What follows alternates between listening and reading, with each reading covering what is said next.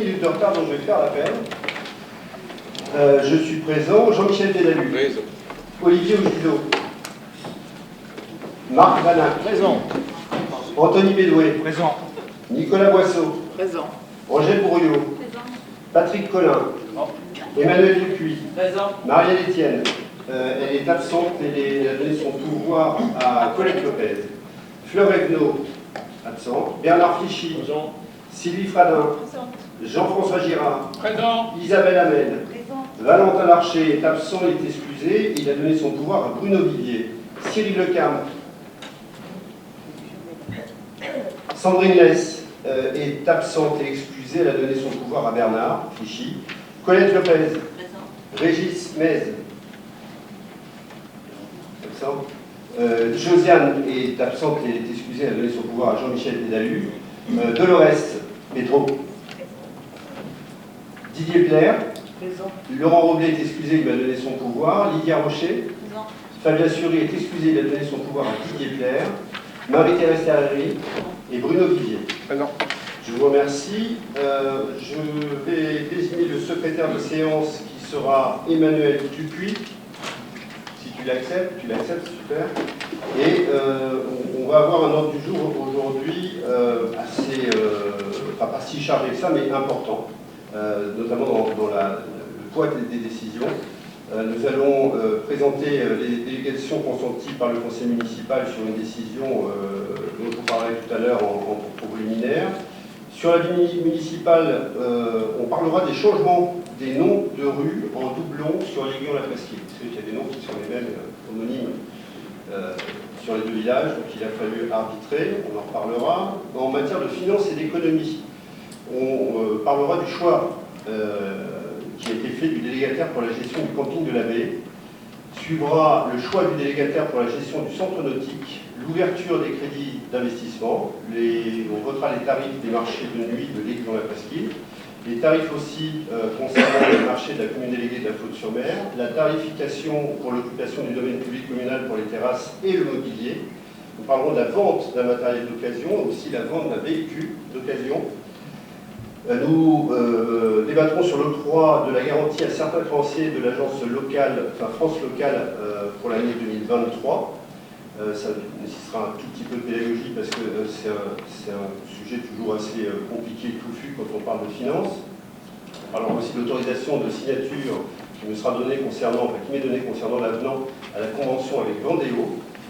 Et puis, on terminera sur ce chapitre par des subventions à l'association Les Chats Libres de l'Aiguillon. Ensuite, il y aura le temps de parler des ressources humaines. C'est Jean-Michel Pédalu, maire délégué de l'Aiguillon-la-Presqu'île, qui aura la main et qui portera le sujet de la création et de la suppression de postes avec la mise à jour des tableaux, du tableau des effectifs. Et puis, il parlera aussi de la création des postes saisonniers, très important pour notre commune, et de l'institution du temps partiel. Je reviendrai à la manœuvre concernant un sujet d'autorisation et d'affectation et de déclassement d'une voirie de la parcelle XA88. J'expliquerai ça tout à l'heure. Il viendra le temps des questions diverses. Alors, on a donc élu secrétaire de séance, M. Emmanuel Dupuis. Lui, il est désigné. Et je vais demander à ce qu'on approuve, ou pas, mais le procès-verbal de la séance du 13 décembre 2022. Et c'est Dolores Petro qui est à la manœuvre sur ce sujet pour nous dresser le procès-verbal de la séance du 13 dernier. À toi, Dolores. Donc le procès-verbal du conseil municipal du 13 décembre 2022, l'ordre du jour est le suivant, les finances, les ressources humaines, la communauté de communes Sud-Vendée Littoral. Alors le premier sujet, l'approbation du procès-verbal de la séance du 15 novembre 2022. Ensuite, la modification de l'ordre du jour. La question 22-12-148, approbation du choix de l'entreprise retenue pour les contrats d'assurance à compter du 1er janvier 2023. La question 22-12-149, vente de la parcelle terrain nu, section XA88. Question 22-12-150, acquisition du terrain et de la Maison du Conseil régional des Pays de la Loire, section AD 381 et AD 382. Question 22-12-151, tarifs des logements gendarmerie et des logements de l'ancienne police municipale de l'Aiguillon-sur-Mer et de la Faute-sur-Mer. Question 22-12-152, tarifs pour les emplacements au marché de Noël. Question 22-12-153, demande de subvention pour la rénovation du centre de la Cheneurette.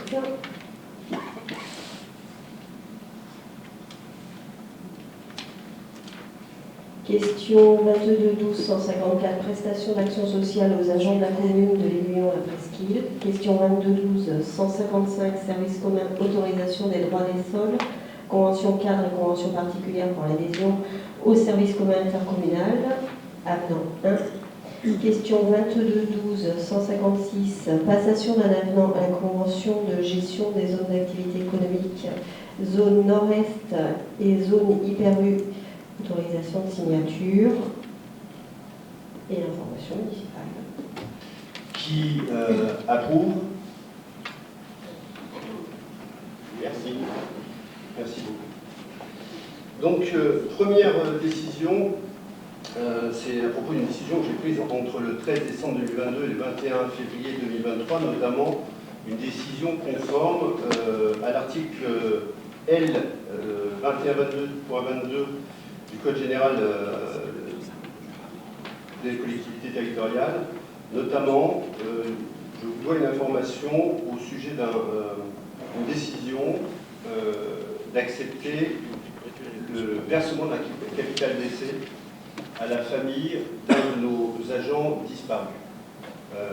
La loi le permet et lorsque la demande est faite, nous impose de verser ce capital, ce qui a été versé.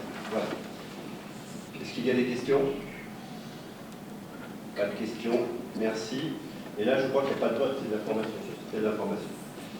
Changement, enfin, autre délibération, changement des noms de rues en doublon sur la commune de l'Aiguillon-la-Presqu'île. Vous savez que sur le territoire communal de l'Aiguillon-la-Presqu'île, les rues portent le même nom, enfin certaines en tous les cas, avec pour seule distinction leur situation géographique, soit sur la commune de l'Aiguillon-sur-Mer, soit sur la commune déléguée de la Faute-sur-Mer.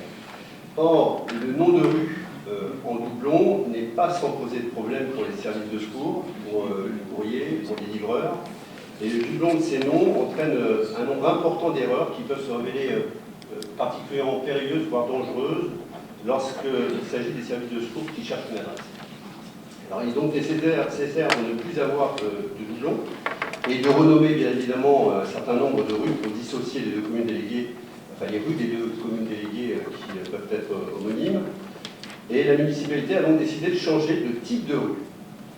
Je dis bien de type de rue sur la commune de la Faute-sur-Mer, car elle présentait une géographie plus adaptée à ce changement que de le faire sur la commune de l'Aiguillon-sur-Mer. Et donc, les rues qui étaient homonymes, c'est la rue des Cygnes, la rue Pasteur, la rue des Roseaux, la rue des Voiliers et la rue Georges Clémenceau. Il a donc été décidé, donc c'était vraiment des homonymes. La rue des Cygnes, à la Faute, devient chemin des Cygnes. Et reste donc rue des Cygnes à l'Aiguillon-sur-Mer. La rue Pasteur de la commune déléguée de la Faute-sur-Mer devient maintenant l'allée Pasteur. La rue des Roseaux devient impasse des Roseaux. La rue des Voiliers devient allée des Voiliers. Et la rue Georges Clémenceau devient avenue Georges Clémenceau.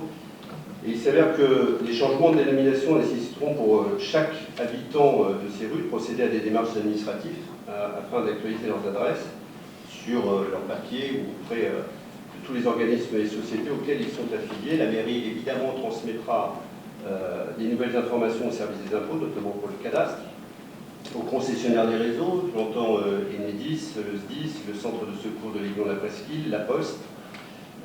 Voilà. Donc, on a essayé de faire en sorte de ne pas traumatiser les gens qui étaient là. Donc, ils gardent quelque part le nom de leur rue, mais c'est le type de rue qui devient allée, chemin, impasse, etc. C'est pas sans là aussi poser des problèmes. Hein. C'est-à-dire que de ne pas changer pour faire plaisir aux habitants, les facteurs vont s'arracher les cheveux. Hein, parce qu'entre aller, chemin, impasse, c'est compliqué pour eux. Enfin bon, voilà, c'est comme ça. Et donc je vous propose d'approuver les changements des dénominations des rues sur la commune de La Flotte-sur-Mer, tel qu'on le spécifie ci-dessus, et m'autoriser à signer tous les documents nécessaires à l'exécution de la présente délibération. Est-ce qu'il y a des questions? Oui. Pour ma part, il y aura des confusions en tant qu'ancien chef de centre par rapport aux appels de secours. Ça posera des problèmes. En gardant En fait, toujours... il y en avait déjà. Hein? Il y en avait déjà parce que c'était des Oui, origines. oui, non, mais ça posera des problèmes si on garde comme ça. Il faut carrément changer le nom de la rue que de rebaptiser chemin ou allée, pour ma part, hein, en tant qu'avec l'expérience.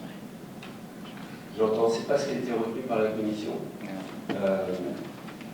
Ça sera compliqué de faire 2 changements de suite pour les mêmes rues. Ce sera très compliqué. Est-ce qu'il y a d'autres questions après la remarque pertinente de René? Il n'y a pas d'autres questions. Qui s'abstient? Qui est contre? Merci. Donc une abstention. Autre délibération, notamment sur la question 2302-002, c'est le choix du délégataire pour la gestion du camping de la baie. Je rappelle que le conseil municipal a, par la délibération que nous avons prise le 22 septembre 2022, approuvé le principe d'une concession de service portant délégation de service public pour exploitation du camping de la baie, ainsi que toutes les prestations confiées aux futurs délégataires. Ça permet de garder la main sur la vision qu'on a de l'hébergement touristique pour notre commune et en même temps laisser la main à des professionnels qui pouvaient se porter, être intéressés justement par l'exploitation professionnelle de ce camping. Cette première délibération a fait l'objet d'une présentation précise et complète, tant dans les conditions d'attribution que de la convention de délégation.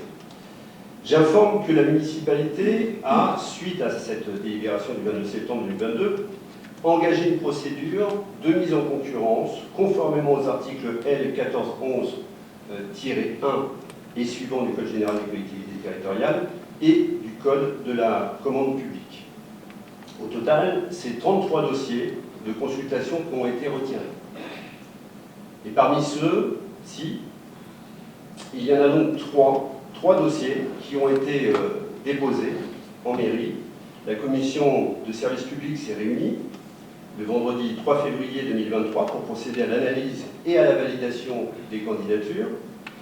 Les 3 dossiers déposés étant conformes aux éléments indiqués dans le règlement de consultation, la commission a procédé à une première analyse des offres et a souhaité procéder à la phase de négociation conformément au règlement de consultation. Je vous rappelle qu'on avait été extrêmement exigeant dans le cahier des charges, de telle façon à garder la vision qui était la nôtre d'une station touristique classée, le fait que beaucoup de prescriptions étaient imposées aux candidats et que nous voulions garder le caractère familial et la protection des résidents de telle façon qu'il n'y ait pas de traumatisme, en tous les cas pour le vécu au quotidien dans l'exploitation de ce camping, qui est important pour la commune. J'ai donc rencontré les candidats pour recueillir les compléments d'information qui étaient nécessaires et permettre aux candidats d'apporter les modifications que l'on souhaitait voir apporter à leur dossier. Ensuite, la commission de délégation de service public s'est réunie le 21 février 2023 pour analyser les différentes offres au regard des éventuelles nouvelles propositions issues de la période de négociation. Et les rapports d'analyse des offres a été envoyé à l'ensemble des conseillers municipaux afin qu'ils puissent en prendre connaissance avant la séance de ce jour. Après analyse des offres par la commission des services publics qui s'est réunie à son tour, la proposition de la société Alpha présentait la meilleure condition d'acceptabilité au regard des critères prévus par le règlement de consultation. En effet, que ce soit en capacité financière, en respect du camping, en respect des résidents et l'accompagnement aussi, il y avait un net avantage à choisir cette société, et j'en parlais tout à l'heure, qui se tient à disposition dès demain, c'est ça? Ou après-demain, la société? Oui, le courrier va partir demain. Il y a un courrier qui partira demain à chaque résident et qui indiquera le numéro de téléphone personnel du directeur général. Il s'agit d'un grand groupe, hein, c'est un très grand groupe, mais dans sa capacité financière, mais qui n'a pas cette dimension justement qu'on peut reprocher au groupe d'avoir l'envie de cannibaliser. Ils sont spécialisés dans la délégation de services publics, déjà ce qui restreint considérablement les abus. Et le directeur général se tient à disposition personnellement pour chacun des résidents pour expliquer. Il fera une réunion aussi très rapidement, de telle façon à expliquer la vision partagée qu'il a avec la commune de ce camping, avec des investissements qui permettront de voir petit à petit évoluer ce camping de belle façon, à la fois nature et dans le respect de ce qui est intéressant pour quelqu'un qui veut passer des vacances agréables sans être bouleversé. Donc, vu les articles L1411 dont j'ai parlé, tiré 1 du Code général des collectivités territoriales, vu le Code de la commande publique, vu le rapport établi conformément à cet article du Code général des collectivités, présentant le document concernant les caractéristiques des prestations que doit assurer le délégataire, et puis vu le rapport d'analyse des offres de la commission du service public, je vous propose trois choses. D'abord, d'approuver le choix du délégataire proposé par la commission de délégation des services publics. Ensuite, d'attribuer à la société Alpha Camping SAS, qui est située 10 Villa Dello, dans le Paris 16, la délégation de services publics pour le développement, la gestion, l'exploitation, l'entretien et l'animation des campings municipaux de l'AV pour une durée de 15 années pleines d'exploitation à compter de la date de signature de la convention de délégation. Enfin, de m'autoriser à signer tous les documents nécessaires à l'exécution de la présente délibération. Est-ce qu'il y a des questions? Alors, ceux qui étaient au bureau municipal, j'imagine que non. Ceux qui étaient en délégation, j'imagine que non. Mais pour les autres, s'il y a des questions, n'hésitez pas.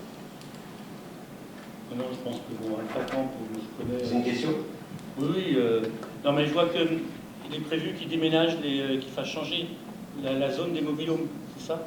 De déplacer les mobilhomes au centre du camping.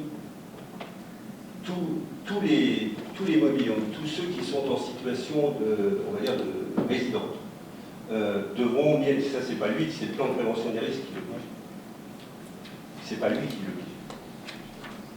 C'est-à-dire que tout le monde sera en zone prescrite et plan hors rouge. Ça c'est le préfet. C'est l'État. Ce qui est normal, soit du temps passant, parce qu'il n'est pas question de faire prendre des risques à nos résidents. Est-ce qu'il y a d'autres questions? Bien, je vous propose de passer au vote. Qui s'abstient? Qui est contre? Qui est pour? Merci.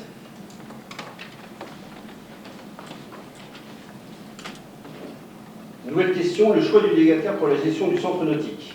Je rappelle que le conseil municipal a là aussi délibéré le 22 novembre 2022 pour approuver le projet de convention de délégation de services publics relative à l'organisation et à la gestion de l'activité char à voile. D'ailleurs, en toutes ces dispositions, ainsi que la convention de mise à disposition à titre gracieux d'un agent au profit du futur délégataire. J'informe aussi que la municipalité, à suite à cette délibération précitée, a engagé une procédure de mise en concurrence conformément aux articles L1411-1 et suivants du Code général des collectivités territoriales et du Code de la commande publique. Au total, c'est là aussi 3 dossiers de consultation. Ah non, pas là aussi. C'est 3 dossiers de consultation qui ont été retirés et un dossier a été déposé. Et donc la commission de délégation de services publics s'est réunie le 21 février 2023 aussi pour analyser cette offre au regard du règlement de consultation et a rédigé un rapport qui a été transmis à l'Assemblée des conseillers municipaux. Et après analyse, les offres l'offre a été constatée et a montré que la proposition de l'association Vents et Marées présentait les conditions pour l'attribution de cette délégation. Elle prend acte des éléments qu'a indiqué l'association pour son offre, mais ne souhaite pas que l'article 10 concernant les charges d'eau et d'électricité soit modifié comme l'association le proposait. Donc, vu les mêmes articles que je vous ai cités tout à l'heure et le rapport de la Commission des services publics du 21 février 2023, s'agissant de ce thème, je vous propose d'approuver le choix du délégataire mis en avant par la Commission de délégation des services publics, d'attribuer à l'association Vents et Marées, l'âge des Bélugas, la Faute-sur-Mer, 85 460, l'Aiguillon, la Presqu'île, la délégation de services publics pour l'organisation et la gestion de l'activité de char à voile pour une durée, cette fois-ci, de 10 ans, à compter de la date de signature et des conditions indiquées dans la Convention, et puis de m'autoriser à signer tout document nécessaire à l'exécution de cette délibération. Est-ce qu'il y a des questions? Qui s'abstient? Qui est contre? Merci. Question nouvelle pour l'ouverture de crédit à la section d'investissement du budget. Là, on parle de finances. J'informe que les membres, enfin, à tous les membres du conseil municipal, de la nécessité de procéder à l'ouverture des dépenses d'investissement, comme le permet l'article L 1612-1 du Code général du CDCT, modifié par la loi du 7 mars 1998. Donc à compter du 1er janvier 2023. Et jusqu'à l'adoption du budget pour l'année 2023, l'exécutif de la collectivité peut, sur autorisation de l'organe délibérant, engager, liquider et mandater les dépenses d'investissement dans la limite du quart des crédits ouverts au budget de l'exercice 2022. Hors report et non compris les crédits afférents au remboursement de la dette et au déficit reporté. Cette possibilité présente un réel intérêt pour la commune et pour ses créanciers car elle permet à la collectivité de continuer à honorer ses engagements financiers pendant la période qui précède le vote du budget primitif. Alors si je reprends le tableau et tous les budgets, oui je veux bien que tu les montres derrière moi aussi.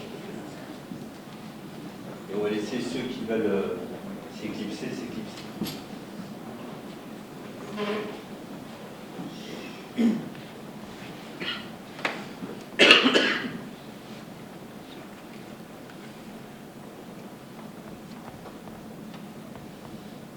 Donc, je disais, c'est dommage d'ailleurs que les gens s'équipent, ils le font un peu trop tôt, parce qu'ils auraient pu poser des questions à la fin et j'aurais pu y répondre. Pour le budget principal, enfin, on a le budget principal, le budget annexe d'assainissement, le budget annexe de loisirs et le budget annexe du port. Donc on a plusieurs budgets. Et les dépenses réelles d'investissement prévues au BP 2022, par exemple, pour le budget principal, et ces dépenses sont à hauteur de un peu plus de 5 millions d'euros, 5 9 754 euros. Donc en fait, la loi nous permet d'engager, d'ouvrir des crédits pour le quart de ces 5 millions d'euros, soit 1 252 438 euros et 50 centimes. Alors vous les retrouvez, je ne vois pas, je n'ai pas de retour, mais j'imagine que dans mon dos, c'est ça. Vous voyez au vin, à l'immobilisation incorporelle, ce qu'on avait ouvert en crédit 2022, c'était 243 000 et 20 euros. Et donc on ouvre cette année, pour ce début d'année, des crédits à hauteur de 60 755 euros. Et puis quand vous descendez, vous allez retrouver au 204, au 21 et au 23, les 25% des sommes et des crédits ouverts en 2022 pour les subventions d'équipement versées, pour les immobilisations corporelles et puis pour les travaux en cours. Ça, c'est pour le budget principal. On va retrouver exactement la même chose et les mêmes ouvertures de crédit, enfin les mêmes proportions d'ouverture de crédit pour les tableaux, notamment pour le budget annexe assainissement. On voit l'incorporel et les immobilisations corporelles qui nous amènent à un total de 379 679 euros et 9 centimes, ce qui font bien les 25% d'1 518 716 euros et 39 centimes que vous retrouvez dans la colonne de gauche. Pour le budget annexe loisirs, la même chose. On a ouvert 395 000, ça nous permet d'ouvrir 98 875 euros. Pour le budget annexe du port, nous avions ouvert 165 000 et là on ouvre 41 000.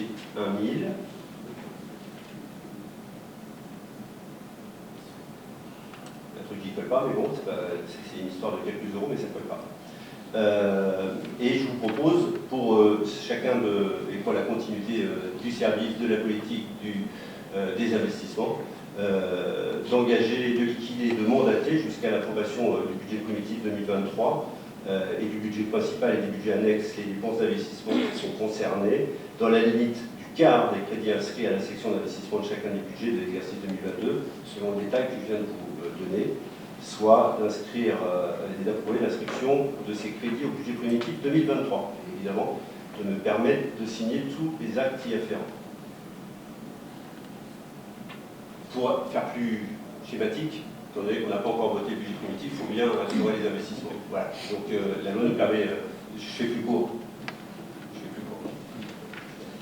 Donc, qui a des questions? Qui s'abstient? Qui est contre? Merci beaucoup. Nous allons voter maintenant, enfin on va délibérer avant le vote sur les tarifs des marchés nocturnes de l'Aiguillon la Presqu'île. Alors j'informe les membres du Conseil de la nécessité d'établir une tarification pour les marchés nuit de la Faute-sur-Mer afin d'uniformiser les tarifs à ceux des marchés nocturnes de l'Aiguillon-sur-Mer à partir de 2023. Les professionnels pourront louer un emplacement sans Tivoli et je propose les tarifs suivants pour les marchés de nuit de l'Aiguillon-la-Presqu'île, c'est-à-dire sur l'ensemble du territoire pour uniformiser. Les tarifs A, c'est pour 3 mètres à 12 € la soirée. Tarif B de 6 mètres linéaires de 24 € pour la soirée. Les tarifs C de 9 mètres linéaires à 36 € la soirée. Et les tarifs D en mètres supplémentaires, c'est-à-dire que chaque mètre supplémentaire sera à 4 € pour la soirée. Est-ce qu'il y a des questions? Pas de questions. Qui est contre? Qui s'abstient? Merci. Donc ces tarifs de marché nuit seront valables pour l'ensemble du territoire de l'Aiguillon-la-Presqu'île à partir de 2023, et ce jusqu'à nouvelle délibération. Et vous m'avez autorisé à l'exécution des présentes. Nouvelle délibération sur les tarifs du marché de la Faute-sur-Mer. Et là c'est pareil, en train d'uniformiser, il était nécessaire d'établir une nouvelle tarification du marché de la Faute-sur-Mer et les professionnels pourront là aussi louer un emplacement selon les tarifs qui sont établis comme suit. Alors pour la place à l'année au mètre linéaire, le contrat à l'année, c'est-à-dire dimanche et jeudi, d'avril à septembre, pour un montant de 70 € forfaitaire. Après, si on rentre dans le détail, pour des contrats du 1er avril au 30 septembre, donc un contrat de 6 mois, pour le jeudi c'est 50 €, pour le marché du dimanche c'est 50 €, et si on prend les deux marchés, ce sera 85 €. Et puis pour la saison du 1er juillet au 31 août, donc la saison où on a entre 120 et 140 exposants pour un marché, pas loin de 80 pour l'autre. Pour les contrats saisonniers, le jeudi ce sera 40 €, pour le dimanche ce sera 40 € pour les saisonniers, et pour le jeudi et le dimanche, toujours pour les saisonniers, ce sera un contrat de 55 €. Alors, la place qu'on appelle passager du 1er avril au 30 septembre, au mètre linéaire, c'est 5 €. C'est-à-dire celui qui n'a pas d'abonnement, mais qui peut, s'il y a de la place, venir. 5 € le mètre linéaire. Et donc un forfait électricité pour ceux qui ont des machines, des fours, un forfait à 160 €. Et pour le forfait électricité, juste pour la balance, c'est 10 €. Est-ce qu'il y a des questions? Pas de questions? Je vous propose de passer aux voix. Qui est pour? Merci. Qui s'abstient? Qui est contre? Merci.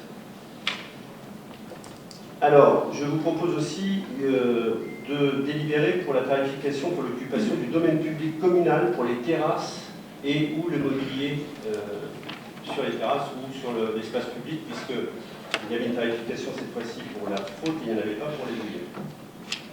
Et donc, il est important pour l'équité d'uniformiser.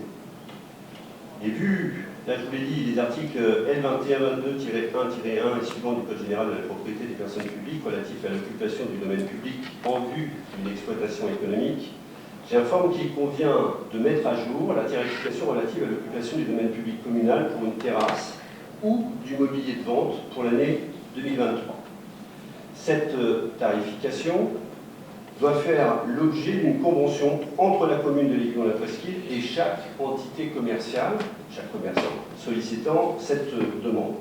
Je propose d'appliquer la tarification suivante, 34,65 € par mètre carré de terrasse occupée. C'est le tarif qu'on a estimé le tarif moyen pour les deux communes. Je vous propose d'approuver la tarification relative à l'occupation du domaine public communal pour une terrasse, pour l'immobilier, pour l'année 2023, comme énoncé, et de me permettre de signer tous les documents relatifs à la présente délibération. Est-ce qu'il y a des questions? C'est hors taxe, il y a des taxes, il y a de la TVA là-dessus. 34,65 c'est TTC ou hors taxe? C'est TTC. Enfin, c'est le prix, oui, on ne récupère pas.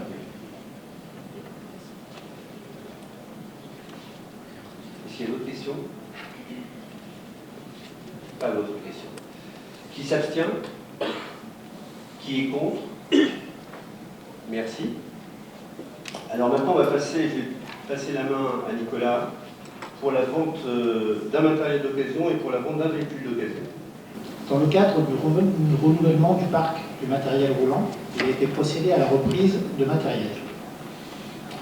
Vu l'instruction budgétaire M14, vu la circulaire interministérielle CD 6955 du 31 décembre 1996 relative à l'inventaire des actifs, considérant que l'ancien matériel doit être sorti de l'inventaire, considérant la proposition de reprise de matériel faite par M. Serge Claveau, pépinière Claveau, route de la Tranche, la Côte-sur-Mer, 85 460, l'Aiguillon-la-Presqu'île.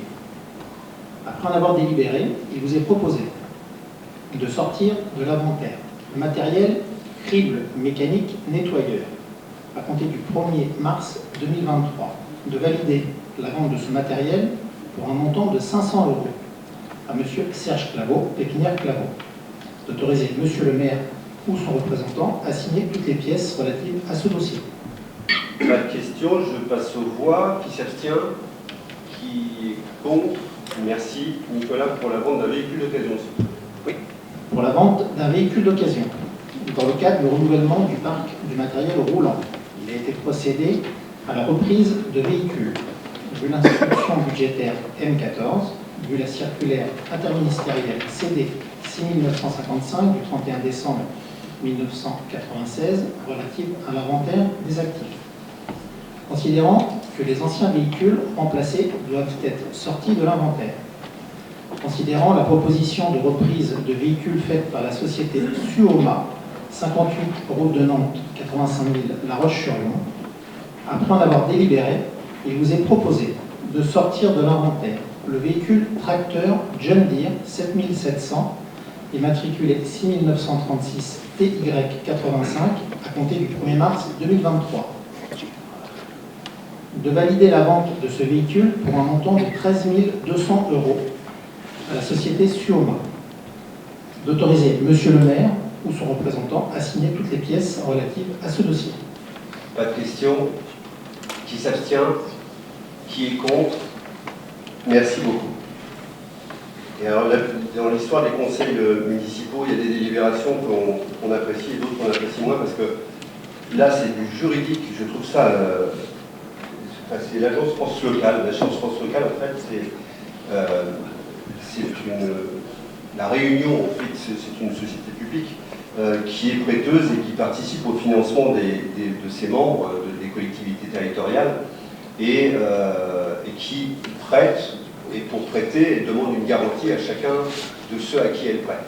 Voilà, je vous fais le résumé de ce qu'est l'agence France locale. Et la faute, en son temps, pour la reconstruction de la Faute-sur-Mer, avait contracté un emprunt à l'époque d'1 500 000 € auprès de l'agence France locale.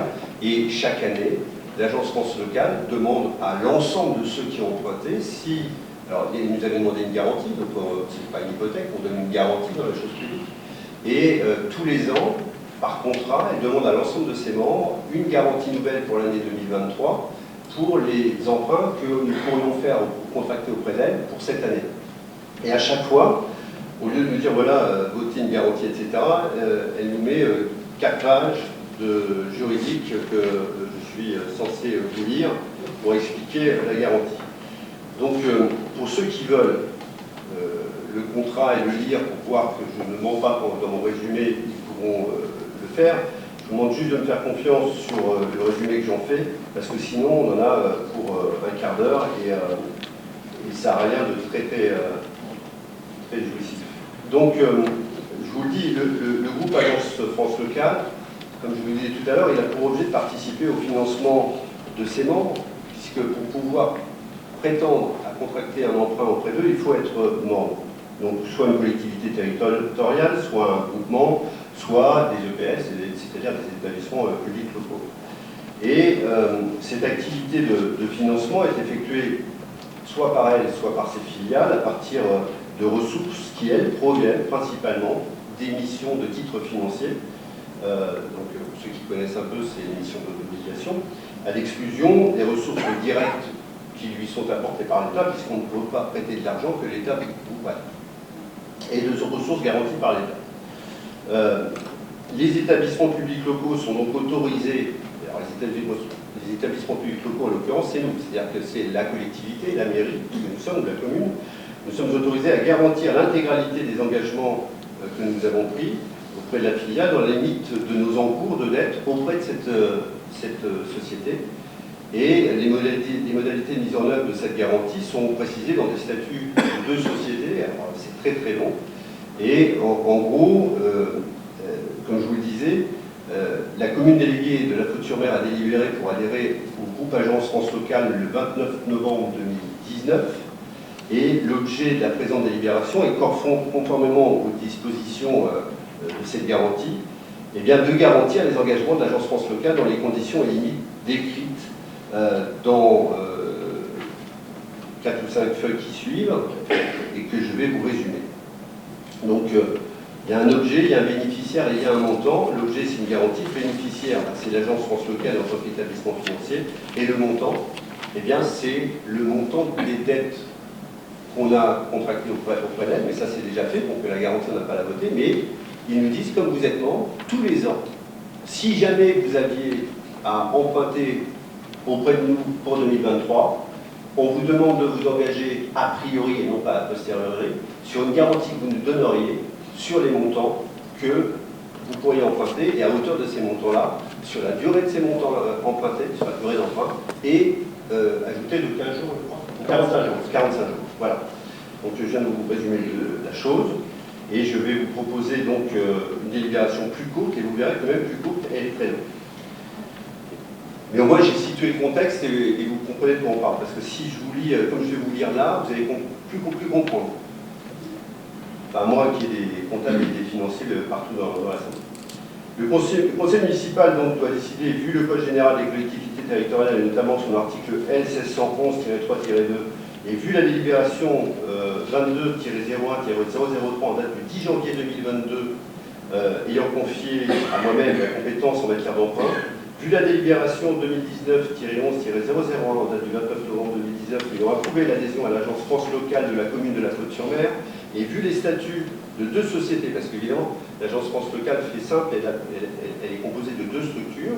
Donc, vu les statuts des 2 sociétés du groupe Agence France Locale et considérant la nécessité d'octroyer à l'Agence France Locale une garantie autonome à première demande au bénéfice de certains créanciers de l'Agence France Locale à hauteur de l'encours de dette de la commune de l'Aiguillon-la Presqu'île, afin que la commune de l'Aiguillon-la Presqu'île puisse bénéficier de prêts auprès de l'Agence France Locale, vu le document décrivant le mécanisme de la garantie, soit le modèle 2016-1 en vigueur à la date des présentes, et après avoir délibéré, on va donc délibérer, sur le fait de décider que la garantie de la commune de l'Aiguillon-la Presqu'île est octroyée dans les conditions suivantes aux titulaires de documents ou titres émis par l'Agence France Locale. C'est-à-dire que le montant maximum de la garantie pouvant être consenti pour l'année 2023, je vous rappelle qu'on a... Vous l'avez derrière moi? Non. Ah bon. Je vous rappelle que 2023, ouais, il ne s'agit pas d'emprunter, là on prend des libérations pour quelque chose qu'on ne va pas faire. Mais voilà. Le montant maximal de la garantie pouvant être consenti pour l'année 2023 est égal au montant maximal des emprunts de la commune de l'Aiguillon de la Presqu'île et autorisé à souscrire pendant l'année 2023. Pas prévu, mais voilà, on vous demande de délibérer sur le fait que si jamais on empruntait auprès de l'agence, il faudrait que vous soyez d'accord pour que, si on emprunte 1 million d'euros, ce million d'euros soit garanti. Ce qui est de toute façon évident pour l'ensemble des banques. Pour la durée maximum de la garantie correspond à la durée du plus long des emprunts détenus par la commune de l'Aiguillon-la-Presqu'île pendant l'année 2023 auprès de l'agence France Locale, augmentée de 45 jours. Ce que je vous expliquais tout à l'heure. Si on emprunte, on garantira sur la durée de nos emprunts plus 45 jours. La garantie peut être appelée par chaque bénéficiaire par un représentant habilité, et généralement c'est par la société territoriale, donc c'est par l'agence elle-même. Si la garantie est appelée, la commune de l'Aiguillon-la-Presqu'île s'engage à s'acquitter des sommes dont le paiement lui est demandé, et le nombre de garanties octroyées par monsieur le maire au titre de l'année 2023 sera égal au nombre de prêts souscrits auprès de l'agence France Locale dans la limite des sommes inscrites au budget primitif de référence, et que le montant maximum de chaque garantie sera égal au montant tel qu'il figure dans l'acte d'engagement. Pour faire plus simple, on garantira que ce pourquoi on emprunte. Et donc, ça, c'est. Vous demande de décider ça, et de m'autoriser, ou mon représentant, pendant l'année 2023, à signer le ou les engagements de garantie pris par la commune de l'Aiguillon-la-Presqu'île, dans les conditions définies ci-dessus, conformément au modèle présentant l'ensemble des caractéristiques de la garantie et figurant en annexe, pour le cas où on emprunterait, et de m'autoriser à prendre toutes les mesures et à signer tous les actes nécessaires à l'exécution de la présente délibération. Voilà, je vous ai édité 6 pages de lecture. Est-ce qu'il y a des questions quand même? Merci. Sympa. Pas de questions. Est-ce que quelqu'un s'abstient? Est-ce que quelqu'un est contre? Merci. Ils sont contents de savoir qu'ils auront une garantie, mais comme il n'est pas prévu qu'on emprunte, ça pas avec d'autres cas. Voilà. Alors maintenant, une autorisation de signature concernant l'avenant à la convention avec Vendéo. En fait, c'est une convention qui fixe, enfin, on ne change rien, c'est juste que comme on s'appelait avant l'Aiguillon-sur-Mer et la Côte-sur-Mer, on avait une convention avec Vendéo. Maintenant, on a une convention toujours avec Vendéo, c'est la même, mais on s'appelle l'Aiguillon-la-Presqu'île. C'est pareil, c'est une grande délibération, mais je vais vous la raccourcir. C'est juste pour vous dire que cette convention fixe les conditions générales de recouvrement des redevances d'assainissement par le service public de l'eau potable pour le compte de la commune de l'Aiguillon-la-Presqu'île.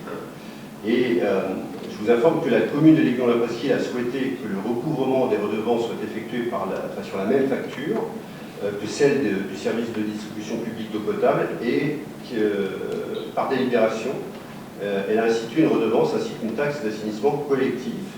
Je rappelle que les communes déléguées de la Faute-sur-Mer et de l'Aiguillon-sur-Mer ont déjà signé cette convention et que le présent avenant tient seulement à la mise à jour de la dite convention au titre de la commune ouverte de l'Aiguillon-la-Presqu'île. Je n'ai pas beaucoup de choses à vous dire de plus sur ce sujet-là. Est-ce qu'il y a des questions? En fait, on change l'intitulé du contrat. C'est tout. Il n'y avait pas de questions. Qui s'abstient? Qui est contre? Merci. Et là, c'était Josiane. Et Josiane a pris des vacances méritées. Et elle m'a laissé porter cette délibération. Parce que Josiane Pactalafay, qui est adjointe en charge de la vie éducative et associative, rappelle qu'il est nécessaire de réguler. C'était Jean-Michel? Ah non, Jean-Michel, non, c'est avec les chats. Non, c'est vrai, en fait, c'est à toi qu'elle a donné. C'est à toi qu'elle a donné le. Autant pour moi, Jean-Michel va parler des chats. Aucune inquiétude, Laurent, je trouvais que tu étais bien parti avec tes chats, ça passe de l'eau à tes chats, c'était bien. Bon, alors effectivement, c'est Josiane qui m'a donné son pouvoir, donc il est nécessaire donc de réguler la prolifération des chats sur notre territoire. Pour cela, la commune s'appuie sur l'association Les Chats Libres de l'Aiguillon. Cette association lutte contre la maltraitance animale et organise des campagnes de stérilisation avec l'ASPA comme partenaire. Une fois les chats capturés, ils sont identifiés, stérilisés et remis dans leur habitat d'origine. Les résultats sont probants. La loi oblige d'ailleurs tous les propriétaires de chats à identifier leur animal domestique via une puce. La commune s'est dotée d'un lecteur électronique de puces. je vous propose donc l'attribution d'une subvention de 3 000 € à l'association Les Chats Libres de l'Aiguillon pour mettre en place des campagnes de stérilisation des chats sur la commune. Voilà. Avez-vous des questions ou des observations? Et le montant? Pardon? Le montant est de 3 000. Le montant, 3 000 €. L'année dernière, on avait voté 4 000. Non. Donc on réduit à... Ah si, c'est vrai. Et c'est nous, on donne ce qu'on demande. Enfin, quand c'est dans ce sens-là. Mais de mémoire, il y avait, l'association avait un problème de trésorerie qu'elle devait payer en début d'année, notamment le vétérinaire, et il me semble que c'est la raison pour laquelle on a passé cette... En fait, on la passe avant les... C'est une subvention qui passe plus tôt, comme dit Jean-Michel, parce qu'en fait, il y a des soucis de trésorerie, et il y a des grosses dépenses quand même, de rien, mais ça marche bien, elle a besoin de moins, enfin, l'association a besoin de moins, mais on ne veut pas qu'il y ait un trou dans le service, quoi. D'autres observations, questions? Donc je vous propose de passer au vote. Qui s'abstient? Qui vote contre? Donc approuvé à l'unanimité, je vous remercie. Toujours à toi. Donc je continue. Alors la question 2302-013 donc porte sur la création et suppression de postes avec mise à jour du tableau des effectifs. Alors c'est comme d'habitude, hein, sur les attendus, vu le Code général des collectivités territoriales et ainsi de suite. Alors je vous passe effectivement tous ces textes. Par contre, je vous rappelle que les emplois de chaque collectivité sont fixés par l'organe délibérant de la collectivité. Il appartient donc au conseil municipal d'établir l'effectif des emplois nécessaires au fonctionnement des services. Il est proposé une création de postes et 5 suppressions de postes ainsi que suit. Création d'un poste d'adjoint d'animation. Donc on vous propose la création d'un poste d'adjoint d'animation pour assurer les missions d'ADSEM au sein de l'école publique de la commune déléguée de la Faute-sur-Mer. Un poste du grade d'agent territorial spécialisé des écoles maternelles, donc c'est ADSEM, est vacant. Toutefois, la personne pressentie pour assurer ces missions n'ayant pas le concours, il convient de créer un poste dans la filière animation, du grade d'adjoint d'animation au grade d'adjoint d'animation principal de première classe à temps non complet 30,35e. Ainsi que la suppression de 5 postes. Donc, vu l'avis favorable des 2 collèges du comité social territorial lors de la séance du 7 février 2023, quand on parle de 2 collèges, c'est le collège des représentants du personnel et le collège des élus. Donc, à la suite de plusieurs mouvements de personnel, il convient de procéder à la suppression des postes suivants. Donc, vous les avez peut-être derrière? Voilà, vous les aviez et vous les avez. Donc, par filière technique, administrative, animation, police. Donc, vous avez les grades, adjoint technique, attaché principal, adjoint d'animation et gardien brigadier. Ensuite, c'est le temps passé, donc la quotité. Et puis, les observations, voilà, sur les postes vacants suite à promotion, et ainsi de suite. Donc, est-ce que vous avez des questions ou des observations sur le sujet? C'est le circuit habituel, hein, passage de délibération de conseil municipal sur le tableau des effectifs, rien de plus. Voilà. Pas de questions, pas d'observations. Donc, qui s'abstient? Qui vote contre? Approuvé à l'unanimité, je vous remercie. Ensuite, pour préparer la saison, donc création de postes pour accroissement saisonnier et temporaire. Donc, considérant qu'en raison des besoins liés à la période touristique, il y a lieu de créer plusieurs emplois non permanents pour accroissement saisonnier et ou temporaire d'activité dans les conditions prévues au 2e de l'article L332-23 du Code général de la fonction publique. Aussi, donc, je propose au conseil municipal d'ouvrir 11 postes saisonniers ou temporaires pour le bon fonctionnement de la station touristique. Je rappelle que la durée d'un contrat saisonnier est de 6 mois maximum sur une période de 12 mois consécutive et que la durée d'un contrat temporaire est de 12 mois sur une période de 18 mois consécutive. Pour faire face à l'augmentation de la population et des services proposés, il est nécessaire de recruter du personnel dans les domaines suivants. Police municipale, 2 agents. Pôle cadre de vie, espace vert, littoral, port et propreté, 9 agents. Un complément de création de poste sera délibéré lors d'un prochain conseil municipal pour les besoins en surveillant de baignade. Avez-vous des observations, des questions? Donc je vous propose de passer au vote. Donc créer 8 postes d'emploi pour accroissement saisonnier et 3 postes pour accroissement temporaire, donc définis en annexe, comme vous avez pu la regarder. Donc d'autoriser, Monsieur le maire ou son représentant à signer les contrats de recrutement correspondants. Qui s'abstient? Qui vote contre? Donc approuvé à l'unanimité, je vous remercie. Le point suivant, donc 2302-015, c'est l'institution du temps partiel et ses modalités d'exercice. Donc là aussi, c'est passage obligatoire pour le temps partiel en conseil municipal. Il y a tout un tas d'attendus avec les numéros de code général des collectivités territoriales et les décrets. Le plus important, c'est de vous rappeler que le temps partiel sur autorisation et le temps partiel de droit constituent des possibilités d'aménagement du temps de travail pour les agents publics. Donc, vous avez les principes généraux qui sont fixés par des dispositions législatives et réglementaires. Ensuite, cette autorisation est accordée soit de plein droit, soit sur demande en fonction des nécessités de service. Donc celui de droit, on ne revient pas dessus, mais ça fait l'objet d'une délibération.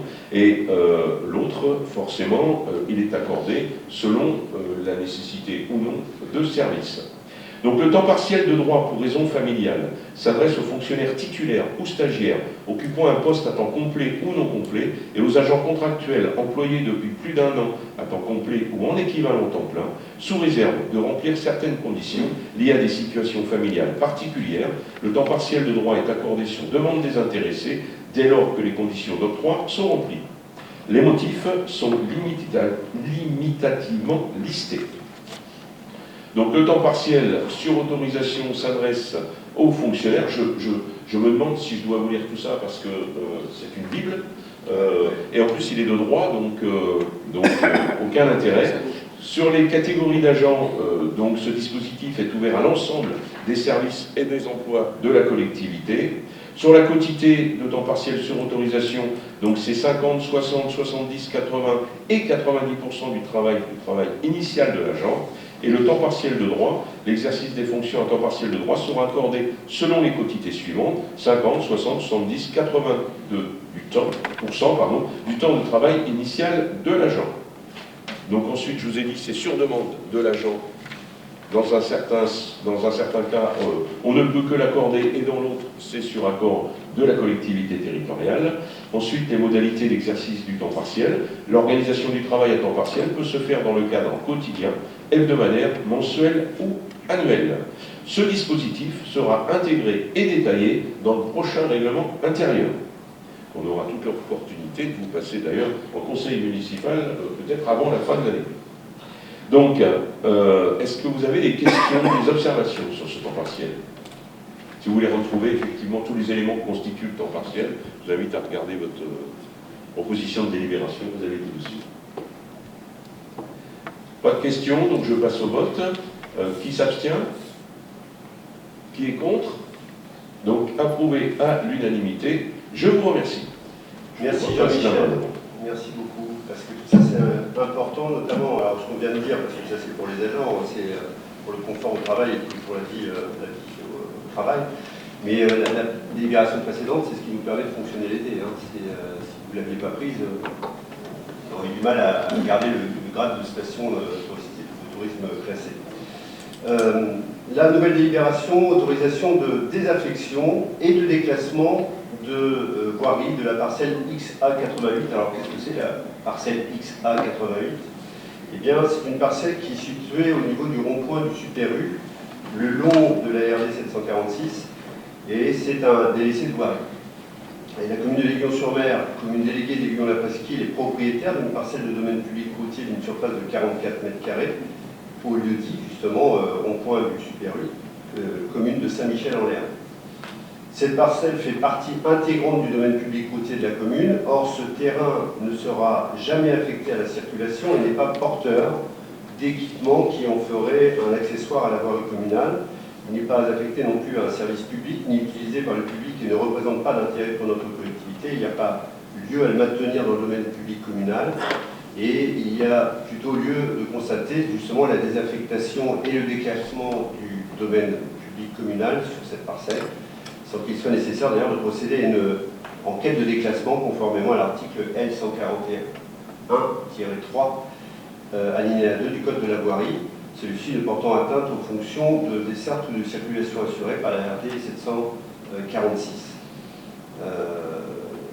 En fait, ça nous servira parce qu'un projet est étudié en ce moment d'agrandissement et de rénovation de l'espace du Super U.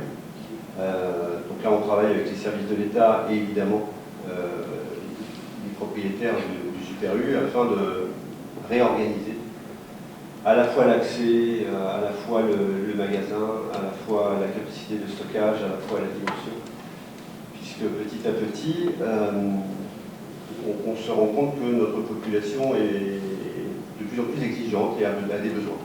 Voilà. Est-ce qu'il y a des questions? On est sur la commune de Saint-Michel ou Aiguillon, c'est pas Saint-Michel? On est sur Saint-Michel. Et tu te dis, mais pourquoi c'est dans le domaine public et pourquoi on... Pardon? Est-ce que c'est à nous?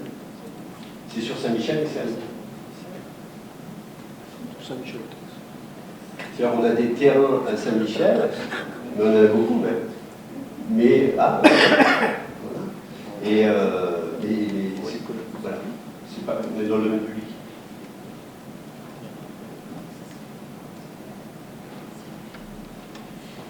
Il y a une partie... Ah, c'est derrière. Ouais, c'est un petit bout de la 40, 40 carrés qui commence dans un an. Pas toute la route, pas. C'est la 88, c'est la 40. Qui a été redivisée. Je n'ai pas encore la division parce que c'est pas été à jour. C'est une subdivision d'ici. Il y a une division parcellaire. Voilà. Pour enlever la partie qui n'était pas dans la voie économique. Parce que sinon, il y a une partie dans la route. C'est le micro. Est-ce qu'il y a d'autres questions? Oui. Je vais en profiter pour parler de la rue qui est à proximité de la rue de Basse-Bornée, le chemin de Basse-Bornée. La rue qui est sur Saint-Michel, qui donne dans le virage, Oui. où les gens coupent. Oui. Cette route se dégrade de plus en plus.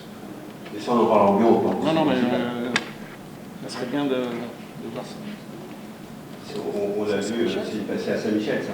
Oui, Saint-Michel, On en a parlé. Oui, mais elle se dégrade drôlement et ça Énormément. devient dangereux. Énormément, et même Ça devient dangereux. la dégradation et même le fait de couper la rue, ça devient très très dangereux. Et ça, c'est un sujet où on travaillera à prendre notre délibération. D'autres questions? Je vous propose de passer aux voix. Qui s'abstient? Qui est contre? Eh bien, merci. Et donc, j'ai le plaisir de vous dire qu'on a terminé le conseil municipal. Je vais le fermer. Ça va nous permettre de passer, pour ceux qui le veulent, à des questions qui seront hors conseil municipal, hors le temps du conseil municipal et hors les enregistrements caméra.